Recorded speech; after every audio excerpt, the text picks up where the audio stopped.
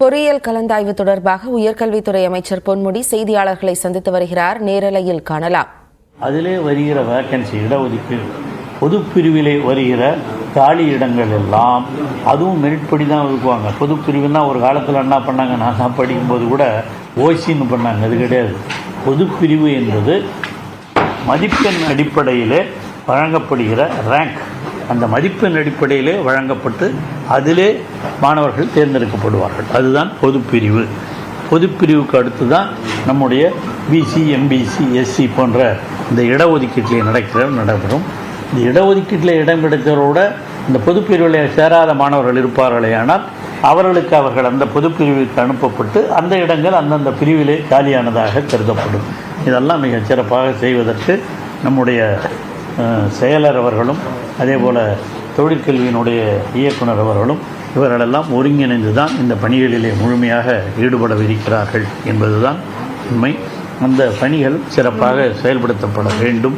அதற்கான எல்லா முயற்சிகளையும் இந்த அரசு எடுத்து கொண்டிருக்கிறது என்பதுதான் உண்மை. பொறியியல் கல்லூரிகளிலே இந்த அளவிற்கு 22ஆம் தேதியிலிருந்து மாணவர் சேர்க்கை உருவாகும்.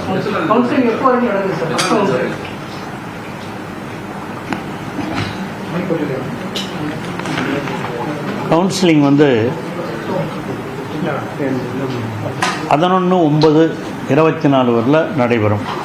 குறிப்பாக இந்த கவுன்சிலிங் 22/7/2024 துவங்கவிருக்கிறது. அதற்கு அடுத்து 25ஆம் தேதி ஒரு பிரிவினருக்கு நடைபெறவிருக்கிறது. 29/7 ஒரு பிரிவினருக்கு நடைபெற துவங்கி 6/9 வரை 5/9 வரை அது நடைபெறும். 6/9 ஒரு பிரிவினருக்கு தொடங்கப்படவிருக்கிறது. 10/9 அதில் எஸ்சி தோழர்களுக்கான அந்த பிரிவும் 10ஆம் தேதியிலிருந்து தொடங்கவிருக்கிறது. ஆகவே 11/9 அதுக்கப்புறமும் காலி இருந்ததுன்னா நாங்கள் கவுன்சிலிங்கில் மாணவர்கள் வராண்டா அட்மிஷன் மூலமாகவே சேர்க்க சொல்லியிருக்கிறோம். அது இங்கே பொறியியல் கல்லூரியாக இருந்தாலும் அரசு கலைக்கல்லூரிகளாக இருந்தாலும் இது போன்ற குறிப்பாக இந்த மெரிட் படி கம்யூனல் கோட்டாப்படி நிலைப்படுத்தப்பட்டு அதற்கு மேலும் காலி இடங்கள் இருக்குமானால் மாணவர்கள் விரும்புவார்களே, ஆனால் அவர்களுக்கு வராண்டா அட்மிஷன் மூலமாகவும் கொடுப்பதற்கு ஏற்பாடு செய்யப்பட்டிருக்கிறது. குறிப்பாக பாலிடெக்னிக் கல்லூரிகளில் சேர்கின்ற மாணவருடைய எண்ணிக்கை குறைவாக இருப்பதையும் நாம் பார்த்திருக்கிறோம். அந்த பாலிடெக்னிக் கல்லூரி மாணவர்களையும் அதிகமாக சேர்ப்பதற்கான முயற்சிகள் எல்லாம் இந்த ஆண்டு எடுக்கப்பட்டிருக்கிறது. ஆகவே இந்த தொழிற்கல்வி இன்ஜினியரிங்காக இருந்தாலும் பாலிடெக்னிக்காக இருந்தாலும் அவைகளிலெல்லாம் தமிழகத்து மாணவர்கள் அதிகமாக சேர்ந்து பயன்பெறுவதற்கான நடவடிக்கைகளை உயர்கல்வித்துறை எடுத்துக்கொண்டிருக்கிறது என்பதை உங்களுக்கு தெரிவித்துக் கொள்கிறேன். தமிழ் புதல்வன் அதில் எந்த மாதிரி ஸ்டாட்டிஸ்டிக்ஸ் எத்தனை பேர் பயனடைவாங்க கல்லூரி மாணவர்கள் அதெல்லாம் நம்ம பணிகள் மேற்கொண்டு இந்த ஆண்டு தான் வரும். அது தமிழ் புதல்வன் அரசு பள்ளிகளில் 6 முதல் 12ஆம் வகுப்பு வரை படித்த அரசு பள்ளிகளிலே தேர்ச்சி பெற்ற மாணவர்களுக்கு இதுவரையில் மாணவியர்களுக்கு புதுமைப்பெண் திட்டத்தின் மூலமாக இருந்தது. இந்த ஆண்டிலிருந்து ஆண்களுக்கும் தமிழ் புதல்வன் திட்டத்தின் மூலமாக அவர்களுக்கும் மாதம் 1000 ரூபாய் கொடுக்கப்படும் என்று அறிவிக்கப்பட்டிருக்கிறது. இது கிராமப்புறத்து மக்களிடையே, ஏழை எளிய மக்களிடையே மிகுந்த வரவேற்பை பெற்றிருக்கிறது. கல்விக்கண் வளர்ப்பதற்காக தமிழக முதல்வர் எடுத்திருக்கிற இந்த நடவடிக்கைக்கு எல்லோரும் பாராட்டு தெரிவித்திருக்கிறார்.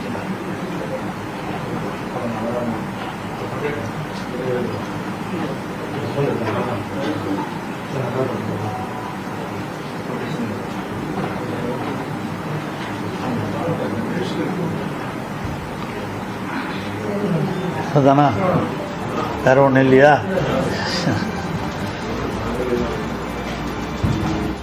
ஜூலை 22ஆம் தேதி முதல் செப்டம்பர் 11ஆம் தேதி வரை பொறியியல் பாடப்பிரிவுக்கான கலந்தாய்வு நடைபெறும் என உயர்கல்வித்துறை அமைச்சர் பொன்முடி நேரலையில் பேசியிருக்கிறார்.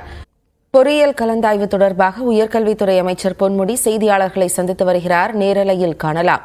அதிலே வருகிற வேக்கன்சி இடஒதுக்கீடு பொதுப்பிரிவிலே வருகிற காலி இடங்கள் எல்லாம் அதுவும் மெரிட்படி தான் ஒதுக்குவாங்க. பொதுப்பிரிவுன்னா ஒரு காலத்தில் என்ன பண்ணாங்க, நான் தான் படிக்கும்போது கூட ஓசின்னு பண்ணாங்க. அது கிடையாது.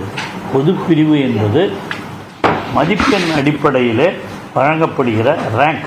அந்த மதிப்பெண் அடிப்படையிலே வழங்கப்பட்டு அதிலே மாணவர்கள் தேர்ந்தெடுக்கப்படுவார்கள். அதுதான் பொதுப்பிரிவு.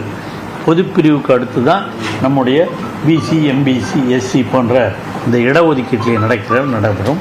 இந்த இடஒதுக்கீட்டில் இடம் கிடைத்தவரோட இந்த பொதுப்பிரிவில் சேராத மாணவர்கள் இருப்பார்களே, ஆனால் அவர்களுக்கு அவர்கள் அந்த பொதுப்பிரிவுக்கு அனுப்பப்பட்டு அந்த இடங்கள் அந்தந்த பிரிவிலே காலியானதாக கருதப்படும். இதெல்லாம் மிகச் சிறப்பாக செய்வதற்கு நம்முடைய செயலர் அவர்களும் அதே போல் தொழிற்கல்வியினுடைய இயக்குனர் அவர்களும் இவர்களெல்லாம் ஒருங்கிணைந்து தான் இந்த பணிகளிலே முழுமையாக ஈடுபடவிருக்கிறார்கள் என்பதுதான் உண்மை. அந்த பணிகள் சிறப்பாக செயல்படுத்தப்பட வேண்டும். அதற்கான எல்லா முயற்சிகளையும் இந்த அரசு எடுத்து கொண்டிருக்கிறது என்பதுதான் உண்மை. பொறியியல் கல்லூரிகளிலே இந்த அளவிற்கு 22ஆம் தேதியிலிருந்து மாணவர் சேர்க்கை உருவாகும்.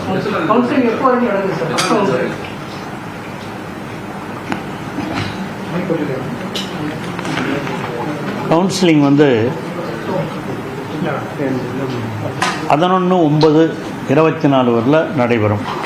குறிப்பாக இந்த கவுன்சிலிங் 22/7/2024 துவங்கவிருக்கிறது.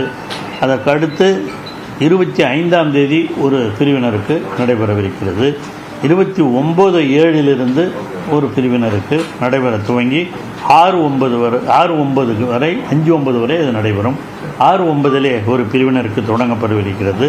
10/9 அதில் எஸ்சிஏ, எஸ்சி தோழர்களுக்கான அந்த பிரிவும் 10ஆம் தேதியிலிருந்து தொடங்கவிருக்கிறது. ஆகவே 11/9 அதுக்கப்புறமும் காலி இருந்ததுன்னா நாங்கள் கவுன்சிலிங்கில் மாணவர்கள் வராண்டா அட்மிஷன் மூலமாகவே சேர்க்க சொல்லியிருக்கிறோம்.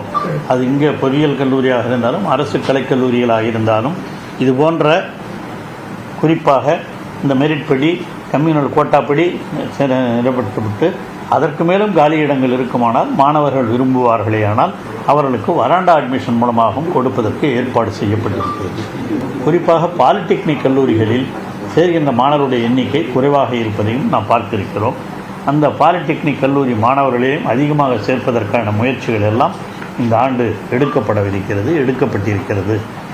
ஆகவே இந்த தொழிற்கல்வி இன்ஜினியரிங்காக இருந்தாலும் பாலிடெக்னிக்காக இருந்தாலும் அவைகளிலெல்லாம் தமிழகத்து மாணவர்கள் அதிகமாக சேர்ந்து பயன்பெறுவதற்கான நடவடிக்கைகளை உயர்கல்வித்துறை எடுத்துக்கொண்டிருக்கிறது என்பதை உங்களுக்கு தெரிவித்துக் கொள்கிறேன். தமிழ் புதல்வன் அதுல எந்த மாதிரி ஸ்டாட்டிஸ்டிக்ஸ் எத்தனை பேர் பயனடைவாங்க கல்லூரி மாணவர்கள், அதெல்லாம் நம்ம பணிகள் மேற்கொண்டு இந்த ஆண்டு தான் வரும். அது தமிழ் புதல்வன் அரசு பள்ளிகளில் 6 முதல் 12ஆம் வகுப்பு வரை படித்த அரசு பள்ளிகளிலே தேர்ச்சி பெற்ற மாணவர்களுக்கு இதுவரையில் மாணவியர்களுக்கு புதுமைப்பெண் திட்டத்தின் மூலமாக இருந்தது. இந்த ஆண்டிலிருந்து ஆண்களுக்கும் தமிழ் புதல்வன் திட்டத்தின் மூலமாக அவர்களுக்கும் மாதம் 1000 ரூபாய் கொடுக்கப்படும் என்று அறிவிக்கப்பட்டிருக்கிறது. இது கிராமப்புறத்து மக்களிடையே, ஏழை எளிய மக்களிடையே மிகுந்த வரவேற்பை பெற்றிருக்கிறது. கல்விக்கண் வளர்ப்பதற்காக தமிழக முதல்வர் எடுத்திருக்கிற இந்த நடவடிக்கைக்கு எல்லோரும் பாராட்டு தெரிவித்திருக்கிறார்.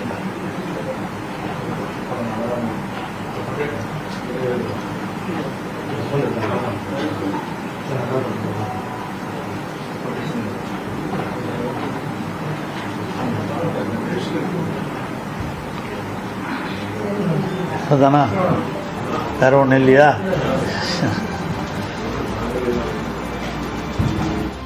ஜூலை 22ஆம் தேதி முதல் செப்டம்பர் 11ஆம் தேதி வரை பொறியியல் பாடப்பிரிவுக்கான கலந்தாய்வு நடைபெறும் என உயர்கல்வித்துறை அமைச்சர் பொன்முடி நேரலையில் பேசியிருக்கிறார்.